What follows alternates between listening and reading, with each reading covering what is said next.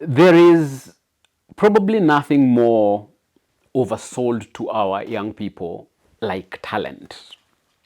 It's easy to fall into the trap of thinking that because you have a particular talent or a degree, success will naturally follow.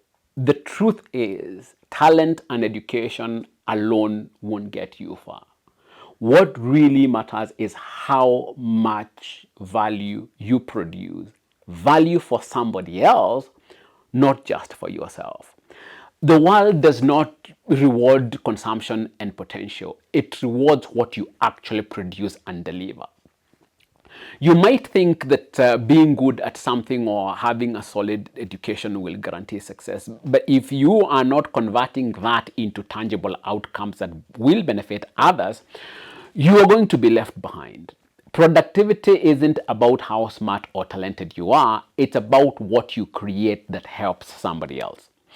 If your skills or knowledge don't solve problems or make life easier for others, sadly, your talent doesn't matter.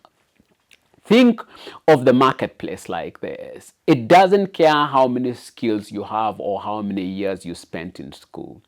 It cares about what you can do for other people.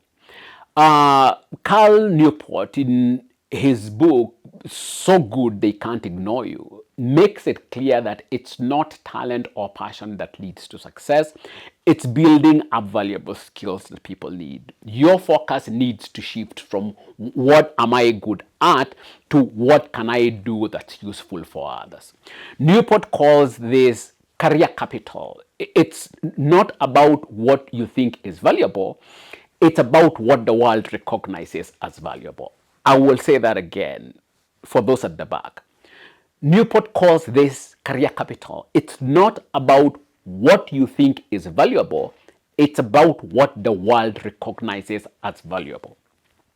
Your education works the same way. That degree you worked hard for isn't a golden ticket to success. It's just a tool. What matters is what you do with it. Peter Drucker, one of the most respected management thinkers, once said, "The purpose of a business is to create a customer." This applies to your life as well. If you are not creating something that others find useful, no one will care about your talent or your education. Your value comes from how well you serve others, not from how talented you think you are. So, how do you make sure your talents and education lead to real productivity?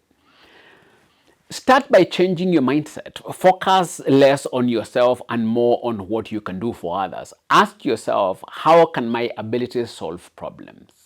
Entrepreneurs understand this well. The most successful entrepreneurs aren't necessarily the most talented or educated. They're the ones who identify needs and figure out how to meet them.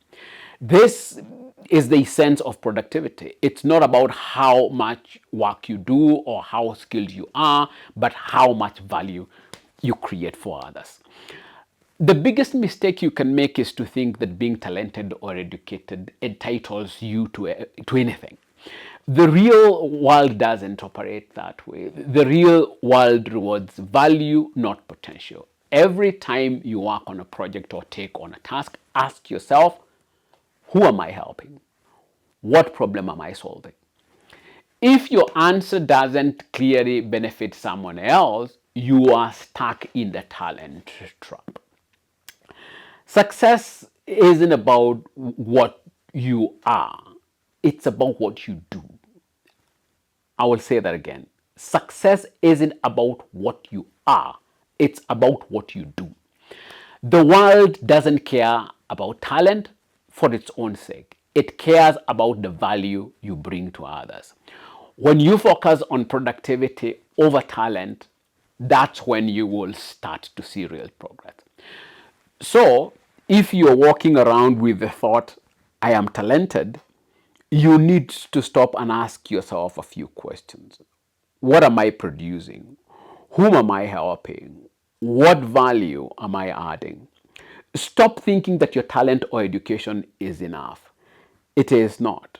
What matters is the value you produce for others. That's the true measure of productivity and it's the only path to lasting success. So, if you do not have concrete answers to these questions of productivity and value, I am talented won't get you far. Thank you for your time. See you in the next one.